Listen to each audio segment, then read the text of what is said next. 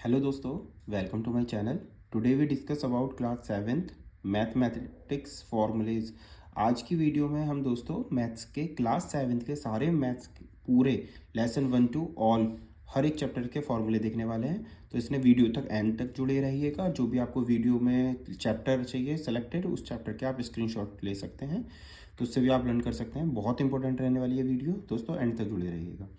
सबसे पहले class seventh lesson 1 integer chapter, जिसमें हमें सबसे पहले पता होने चाहिए नेचुरल नंबर क्या होते हैं। तो 1 2 3 4 5 6 ये हमारी नेचुरल नंबर है। उसके बाद बात करते हैं होल नंबर, 0 1 2 3 4 5 ये सब होल नंबर हो गए। फिर बात आती है इंटीजर्स, जो चैप्टर का नाम है। इंटीजर्स टू टाइप के होते हैं बच्चों, पॉजिटिव नंबर और नेगेटिव नंबर। जितने भी सारे नंबर हैं हमारे all natural number, zero and negative of the counts और कॉल्ड द इंटीजर्स। यानी नेचुरल नंबर जीरो को हम कंसीडर करते हैं neither be a negative neither be a positive. Zero ना हमारा नेगेटिव नंबर होता है ना पॉजिटिव। जीरो के राइट साइड अगर हम चलते हैं तो हमें पॉजिटिव नंबर देखने को मिलते हैं, लेफ्ट साइड हमारे नेगेटिव नंबर रहते हैं। इसके बाद एक आइडेंटिटी लिखी हुई है कि अगर ऐसे आपके पास लिखा है ए माइनस बी, तो उसे आप इस टाइप से लिख सकते हैं, क्योंकि प्लस माइनस माइनस हो जाता है। कभी भी माइनस माइनस दो एक साथ दिखाई देंगे मल्टीप्लाई में तो प्लस हो जाएंगे। इसके बाद रूल से समझाया गया है कि ए में अगर 1 की मल्टीप्लाई करते हैं तो आंसर ए ही आता है। तो डिजिट से आप समझ सकते हैं 3 इंटू 6 6 मिलेगा, लेकिन अगर आपके पास एक डिजिट माइनस की है तो आंसर माइनस का आएगा। अगर दोनों डिजिट माइनस के हैं तो आंसर आपका प्लस का आएगा। इसे आप ऐसे भी याद कर सकते हैं कि ये जो हमने नीचे लिखा है कि ट्रिकी फॉर्मूला है कि -1 की पावर कहीं पे भी इवन है। जैसे हमने वहाँ पे -1 काउंट करे, एक माइनस दो माइनस है इस क्वेश्चन में। तो जब दो माइनस है तो दो माइनस इवन हो गया, तो आंसर हमारा पॉजिटिव आ गया। जैसे ही हम ऊपर वाला एग्जाम्पल देखते हैं बच्चों, तो 3 इंटू -2 है, तो -2 यानी कितना माइनस है, केवल हमारे पास 1 माइनस है। तो 1 माइनस ऑड होता है, तो इसमें हमारा आंसर नेगेटिव आएगा। जीरो को कंसीडर करा गया है नाइदर भी नेगेटिव और नॉर पॉजिटिव नंबर। इसके बाद बच्चों ये डिवीजन के रूल हैं, जो same to same multiplication follow करती है इंटीजर में, वही सेम रूल डिवीजन के लिए भी फॉलो होते हैं। इसके बाद आपके पास लेसन सेकंड आता है, जिसका नाम है फ्रैक्शन। क्या होते हैं फ्रैक्शन? वो नंबर जिन्हें हम केवल p अपॉन क्यू की फॉर्म में लिख सकते हैं, और where q is not equal to zero. हमारा नीचे वाला जो लास्ट नंबर है ये जीरो नहीं होना चाहिए, क्योंकि अगर हम किसी भी नंबर के डेनोमिनेटर में जीरो लिख देते हैं तो वो नंबर इनफाइनाइट बन जाता है, उसे हम सॉल्व ही नहीं कर पाते हैं। तो इसके बाद डेसिमल फ्रैक्शंस आ रहे हैं। डेसिमल, इसके बाद जैसे ये लिखे हुए हैं हमने p अपॉन क्यू की फॉर्म में ही लिखा हुआ है। अगर हमें इसे डेसिमल लिखना है तो यहाँ पे 1 0 है, तो इसका आंसर हो जाएगा 0.3। इसका लिखना है तो 0.03। सेम ऐसी इसका आंसर आप मुझे कमेंट सेक्शन में बता सकते हैं। इसके बाद दो टाइप के हैं vulgar fractions, whose diameter as a whole number. जिनके डायमीटर होल नंबर्स में लिखे हुए हैं वो सारे के सारे फ्रैक्शंस की डिफाइन को हम कहते हैं वल्गर फ्रैक्शंस। फिर आ रहा proper fractions, numerator less than a denominator. अगर किसी भी फ्रैक्शन में अगर आप देखें डेनोमिनेटर बड़ा है न्यूमरेटर छोटा है, डेनोमिनेटर आपका बड़ा है और न्यूमरेटर छोटा है, वो सारे फ्रैक्शन आपके प्रॉपर फ्रैक्शन कहलाएंगे। सेम इसी टाइप का उल्टा है, अगर आपके न्यूमरेटर बड़ा है आपकी बार और डेनोमिनेटर छोटा है, वो सारे के सारे आपके इम्प्रॉपर कहलाएंगे। अगर इसमें इक्वल भी है तब भी उसे हम प्रॉपर कैटेगरी में रखेंगे। इसके बाद मिक्स फ्रैक्शन है। Mix fraction sum of a natural number और अ प्रॉपर फ्रैक्शन। प्रॉपर हमें पता है छोटा नंबर ऊपर होना चाहिए और बड़ा नंबर नीचे। अगर आपके इस टाइप से कोई फ्रैक्शन दिखाई दे रहा है, those fraction are known as the mixed fraction बच्चों। इसके बाद डिफाइन आती है इक्विवेलेंट फ्रैक्शन। क्या होता है इक्विवेलेंट फ्रैक्शन? आपके सामने है कि जिन्हें अगर हम कट करना शुरू करें न्यूमरेटर और डिनोमिनेटर को सेम नंबर से, तो आंसर आपको आप चेक कर लीजिएगा, सबके आंसर 3/4 ही आ रहे होंगे। लाइक फ्रैक्शन सेम डेनोमिनेटर है, अनलाइक सेम डेनोमिनेटर नहीं है। प्रोडक्ट ऑफ फ्रैक्शन, तो प्रोडक्ट अगर हमें करनी है तो हमें केवल प्रोडक्ट ऊपर की ऊपर मल्टीप्लाई होती है और नीचे की नीचे। कुछ बच्चे गलत कर देते हैं, a अपॉन बी की मल्टीप्लाई कर लेते हैं या फिर c अपॉन डी की मल्टीप्लाई कर लेते हैं। ऐसा कुछ नहीं होने का। क्वेश्चन को अगर आपको ईजी सॉल्व करना है तो क्वेश्चन ईजी के लिए हम ऐसे भी कर सकते हैं कि बी से ए कट हो रहा हो या बी से सी क्रॉस में कट हो रहा हो, तो इस क्वेश्चन को इजी बनाया जा सकता है कट करके। लेकिन इजी ये भी है कि अगर आप गलती ना करें, अभी आपका अगर स्टार्टिंग हो तो आप न्यूमरेटर न्यूमरेटर की मल्टीप्लाई, डेनोमिनेटर डेनोमिनेटर की मल्टीप्लाई, देन आप डिवीज़न लगा सकते हैं। डिवीज़न हम कभी सॉल्व ही नहीं कर सकते हैं फ्रैक्शन में, इसलिए हमने डिवाइड को रेसिप्रोकल कर दिया है। तो डिवीज़न रेसिप्रोकल होकर क्या बन गया है? मल्टीप्लाई। अब इस क्वेश्चन को एज अ मल्टीप्लाई समझ के हम सॉल्व कर लेंगे। थर्ड चैप्टर आता है decimal. No expressed in decimals, like decimals सबसे पहले हमने डाला है लाइक डेसिमल्स, आपको दिखाई दे रहे होंगे। अगर पॉइंट के बाद के नंबर जैसे जिसे हम पढ़ते हैं 10th 100th 1000s, ये सब आपके सेम हैं तो those number is known as the like decimals. इसके बाद अनलाइक डेसिमल, अगर आप पॉइंट के बाद वेरिएबल देखो तो आपको इक्वल अगर नहीं मिल रहे हैं, देखो यहाँ पर 1 डिजिट बाद पॉइंट है, यहाँ पे 2 डिजिट बाद पॉइंट है, यहाँ पे 3 डिजिट बाद पॉइंट है, तो ये सारे अनलाइक डेसिमल हैं। इन्हें हम इक्वल बना सकते हैं, कोई भी नंबर है उसके आगे हम जीरो ऐड करके, जैसे इससे है फिर इसे हम ये भी लिख सकते हैं, ये भी लिख सकते हैं, बात एक ही होती है। तो हम किसी भी अनलाइक फ्रैक्शंस को लाइक फ्रैक्शन में कन्वर्ट कर सकते हैं। मल्टीप्लिकेशन में याद रखिएगा कि अगर अभी कभी भी हम डेसिमल नंबर में मल्टीप्लाई करते हैं 10 100 1000 की, तो हमें करके नहीं देखना है क्योंकि टाइम बहुत ज़्यादा लग जाएगा बच्चों। तो सीधी सीधी पॉइंट को हम आगे की तरफ मूव कर देंगे। अगर 1 0 से मल्टीप्लाई कर रहे हैं तो 1 डिजिट, और 3 0 से कर रहे हैं तो 3 डिजिट। अगर हम इसमें करते हैं तो पॉइंट राइट से लेफ्ट की तरफ जाएगा, यानी इधर से पॉइंट और इधर को चलता चला जाएगा। तो पॉइंट यहाँ पर था, 1 0 से डिवाइड कर रहे हैं तो 3 के बाद आ गया। ठीक है, इसके बाद लेसन नंबर 4 है रेशनल नंबर, वही नंबर जो P/Q की फॉर्म में लिखे जा सकते हैं। रेशनल नंबर है इक्विवेलेंट रेशनल नंबर, तो किसी भी नंबर के ऊपर नीचे आप मल्टीप्लाई कर सकते हैं, 2/2 3/3 4/4।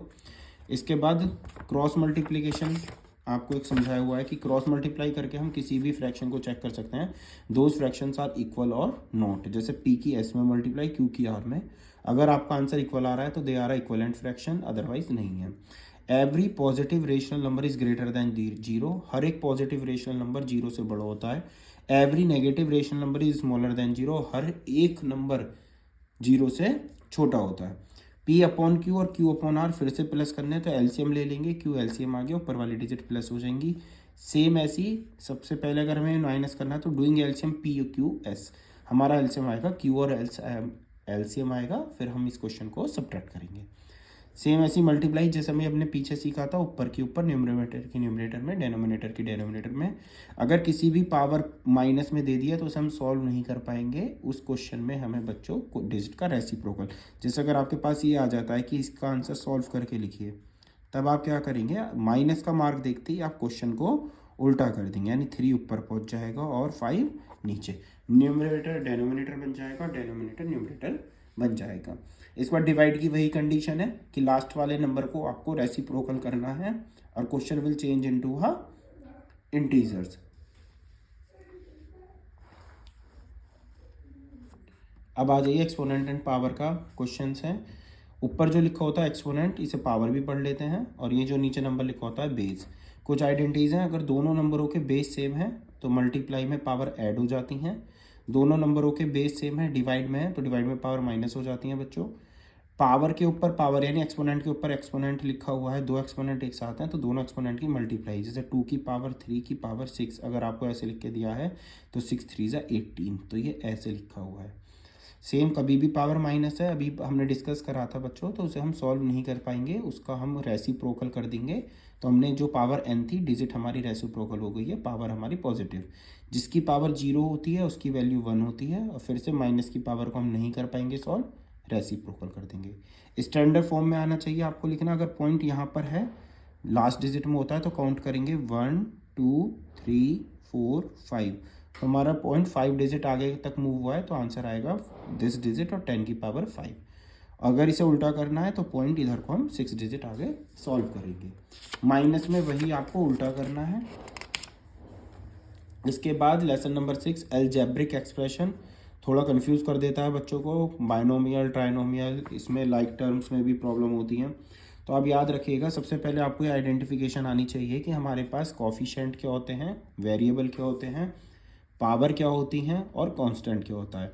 तो सबसे पहले एक अलजेब्रिक एक्सप्रेशन आपके सामने लिखा हुआ है बच्चों, जो है 2x की पावर 3 प्लस 5x प्लस 2। तो इस क्वेश्चन में आप ध्यान से देखेंगे, ये जो हमारे पास अल्फ़ाबेट चमकते हैं A B C D, ये सब हमारे कहलाते हैं वेरिएबल्स, ये सब हमारे क्या है बच्चों, वेरिएबल्स। वेरिएबल के आगे जो डिजिट आपको चमकती है, this digit is known as the coefficient. इन वेरिएबल के ऊपर जितनी भी ये पावर चढ़ी होती है इन्हें हम पावर कहते हैं, और सबसे बड़ी power is known as the degree, सबसे बड़ी पावर को हम डिग्री कहते हैं, और ये हमारा 2 है कांस्टेंट। मोनोमियल, जहाँ एक टर्म होती है मोनोमियल, जहाँ 2 टर्म होती है बाइनोमियल, जहाँ 3 टर्म होती है ट्राइनोमियल, जहाँ 4 टर्म होती है क्वाड्रिनोमियल। इस बार लाइक और अनलाइक, अगर वेरिएबल हैवीगा सेम पावर, वेरिएबल की पावर सेम है तो वो लाइक होंगे। ऐड और सब्ट्रैक्ट, लाइक से लाइक ही ऐड होगा, अनलाइक को आपको एज इट इज छोड़ना है। मल्टीप्लिकेशन में वही एक्सपोनेंट वाला हमने रूल लगाया हुआ है। इसके बाद लेसन नंबर 7 देखते हैं, linear equation in one variable. Video को थोड़ा जल्दी कवर कर रहे हैं क्योंकि फॉर्मूले आप तक पहुंचाने का है उद्देश्य है कि हर एक बच्चे तक, जो बच्चे 7th में अब आने वाले हैं या जो बच्चे 7th का एग्ज़ाम दे रहे हैं, हर किसी बच्चे तक मैथ्स के सारे फॉर्मूले पहुँचें ताकि एग्ज़ाम उनका अच्छा हो। इसी उद्देश्य से इस वीडियो को अपलोड किया जा रहा है। ज़्यादा से ज़्यादा आप शेयर कीजिएगा इस वीडियो को। तो lesson 7 linear equation in one variable. अगर एक वेरिएबल की इक्वेशन को हम देखते हैं, equation involving only a linear polynomial, अगर कोई इक्वेशन आपकी लीनियर पॉलिनोमियल की है, मतलब हमारे पास एक डिग्री 1 है, is called the linear equation. जैसे 7x + 3, 3x/2 + 4 = 1/3। इस टाइप से अगर आपके पास यहाँ पर जो वेरिएबल, ये जो वेरिएबल की जो आपको पावर दिखाई दे रही है, ये अगर 1 है, कितनी है 1, ठीक है, 0 पे तो इसकी वैल्यू 1 हो जाएगी, तो इसमें 1 है तो ये आपके पास linear equation in one variable है।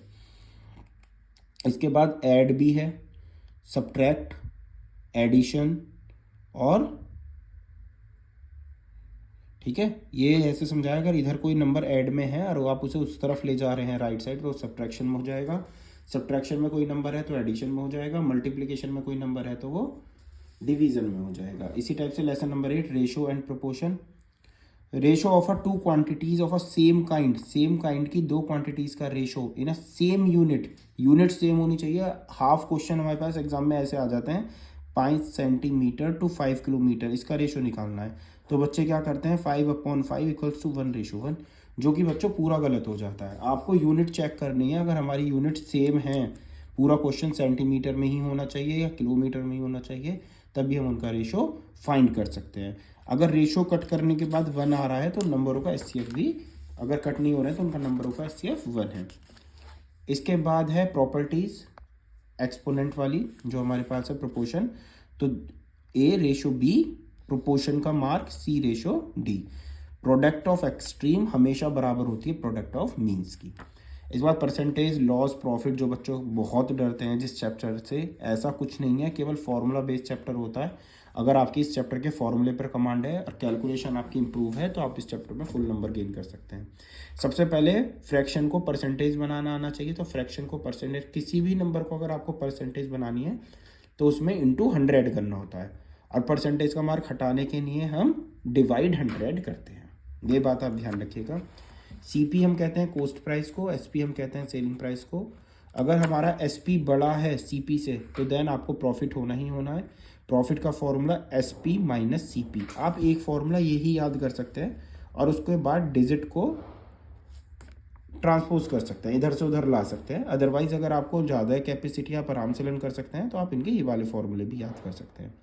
सेम ऐसी सीपी बड़ा है अगर एसपी से तो लॉस हो जाएगा, क्योंकि कॉस्ट आपने ज़्यादा का खरीदा है और बेचा है कम का। तो इसके बाद loss = CP - SP, CP = loss + SP, CP फिर यहाँ पे SP का भी बना दिया हुआ है। प्रॉफिट परसेंट का profit upon CP × 100, loss percent का loss upon CP × 100, SP = 100 + profit percent upon 100 × CP, SP = 100 - loss percent. मैं तो यही कहता हूँ कि आप ये दोनों फॉर्मूले पर अपनी कमांड रखिएगा। SP के याद कर लीजिएगा, CP देखो कैसे बन जाता है अगर आपको SP याद है। CP को आप यहीं रखा रहने दीजिए। 100 डिवाइड में है तो 100 मल्टीप्लाई में चला जाएगा, और ये नंबर ऊपर का मल्टीप्लाई में है तो ये डिवाइड में आ जाएगा। तो इस टाइप से आप फॉर्मूले याद कर सकते हैं SP का, जो कि बहुत इंपॉर्टेंट फॉर्मूला है। इसके बाद सिंपल इंटरेस्ट का थोड़ा सा इंट्रो है, 7th में, 8th में खूब डीप में है। Profit, P for principal, R for rate, T for time. तो अगर आपसे सिंपल इंटरेस्ट निकलवाता है तो सिंपल इंटरेस्ट का फॉर्मूला होगा P + R × T/100। इसी टाइप से ट्रांसपोज करके 3 फॉर्मूले आपके सामने और बनाए गए हैं कि अगर आपको प्रिंसिपल निकालना पड़े तो आप ये लगा सकते हैं। जैसे अगर आपने बैंक में पैसे जमा कर दिए हैं 10,000 तो वो आपका प्रिंसिपल होगा। अगर बैंक आपको रेट दे रहा है 5% के तो वो बैंक का रेट हो गया। अगर आपने 3 साल के लिए जमा करें तो वो आपका टाइम हो चुका है। इसके बाद ये भी पूछ लिया जाता है कि अब आपको 3 साल बाद कितने रुपए मिलेंगे, तो बच्चों वो होती है अमाउंट। अमाउंट का फॉर्मूला होता है P + SI। जितना पैसे आपने जमा करे हैं वो, और उसमें जितना इंटरेस्ट आया है आपको उसमें ऐड कर देना है। ठीक है। इसके बाद आता है लाइंस और एंगल। कंप्लीमेंट्री एंगल, जिन दो एंगल का सम 180 होता है। कंप्लीमेंट्री, सॉरी बेटा, जिन दो एंगलों का सम 90 होता है। इसे आप ऐसे भी याद रख सकते हैं कि इसमें C पहले आता है और 180 से 90 पहले आता है, तो C पहले है 90 पहले है, तो कंप्लीमेंट्री का सम 90 और सप्लीमेंट्री का सम 180।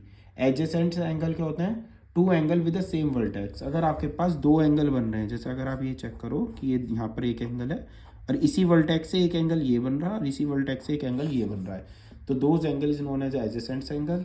लीनियर पेयर, एक ही सीधी लाइन पर बने हुए दो एंगल्स का सम 180 होता है, जिसे हम लीनियर पेयर प्रॉपर्टी कहते हैं। ये बहुत बहुत ज़्यादा इंपॉर्टेंट है। ये 9th 10th 11th 12th जब तक आपके लाइन्स एंगल्स के फर्स्ट क्वेश्चन रहने वाले हैं, तब तक आपको ये वाला पेज काम आने वाला है। तो कभी भी दो पैरेलल रे जा रही हो और एक उसे कट कर रही हो, जिसे हम ट्रांसवर्सल कहते हैं, तो हमेशा ऊपर वाला एंगल ऊपर वाले के बराबर, नीचे वाला एंगल नीचे वाले के बराबर, क्रॉस वाले वर्टिकली अपोजिट से बराबर होंगे, साथ वालों का सम 180 होगा। तो ये सब प्रॉपर्टी लिखी हुई है, आप इन्हें अच्छे से याद कर लीजिएगा। इसके बाद lesson number 11, properties of triangle. Triangle की क्या क्या प्रॉपर्टी है? तो ट्रायंगल कंसिस्ट ऑफ 3 साइड और 3 एंगल। कई बार बच्चों से पूछा जाता है कि ट्रायंगल के कितने पार्ट होते हैं, तो बहुत ध्यान से कूल होकर आंसर याद रखिएगा कि हर ट्रायंगल के 6 पार्ट पाए जाते हैं हर ट्रायंगल में, कि उसमें 3 तो साइड होती हैं और 3 ही एंगल होते हैं। टाइप ऑफ ट्रायंगल, तो बेसिस ऑन साइड, साइड के बेस पे भी 3 टाइप के होते हैं ट्रायंगल, और एंगल के बेस पे भी 3 टाइप के होते हैं। तो सबसे पहले scalene triangle, isosceles triangle, equilateral triangle. जिन ट्रायंगल की तीनों साइड अनइक्वल है, स्केलेन ट्रायंगल। जिनकी 2 साइड इक्वल है, आइसोसेलेस ट्रायंगल। जिनकी तीनों साइड इक्वल है, इक्विलेटरल ट्रायंगल। जिस ट्रायंगल का एक भी एंगल एक्यूट एंगल है, ऑल एंगल, सारे एंगल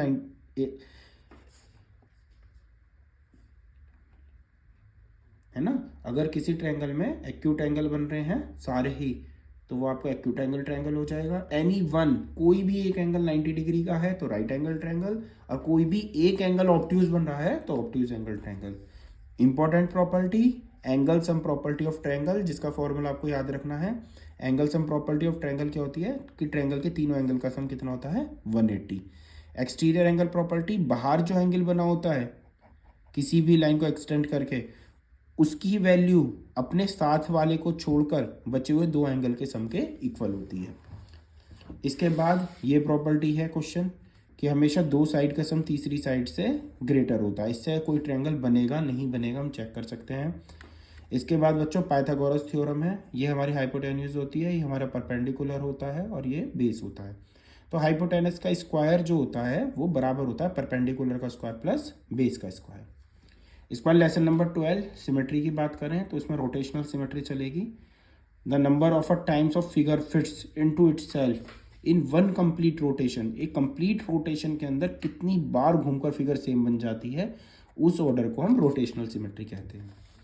इसके बाद लेसन नंबर 13 पैरामीटर एरिया। सबसे पहले बेसिक फॉर्मूले लिए गए हैं। Area of rectangle length into breadth, perimeter of rectangle 2 into L plus B, diagonal of rectangle under root L square plus B square, perimeter area of square side का square, perimeter of square 4 into side, diagonal of square √2a।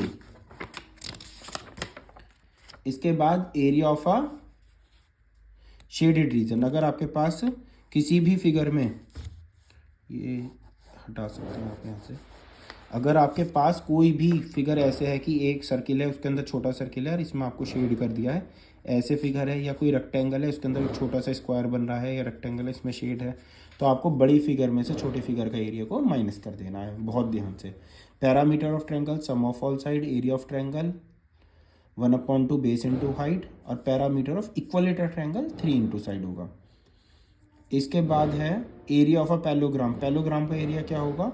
Base into height, area of circle pi R square, area of semi circle pi R square upon 2, perimeter of circle 2 pi R या pi D, और perimeter of semi circle pi are आपको put करना है। अगर semi circle आपका इस case में ऐसे आ जाता है बच्चों, तब आपको पुट करना है पाई आर प्लस डी, तब आपको ये पुट करना है। अदरवाइज आपका सेमी सर्किल का फॉर्मूला पाई आर है। आर मतलब रेडियस होती है और उसकी वैल्यू आप d/2 से निकाल सकते हैं, डायमीटर को 2 से डिवाइड करके। इसके बाद प्रोबेबिलिटी होती है।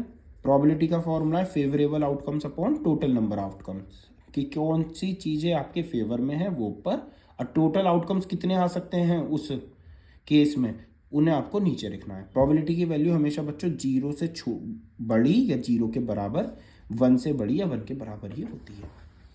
इसके बाद mean, mode, median. Mean sum of all numbers upon total number. Mode highest frequency, किसी भी टेबल में जो नंबर सबसे ज़्यादा बार आ रहा है।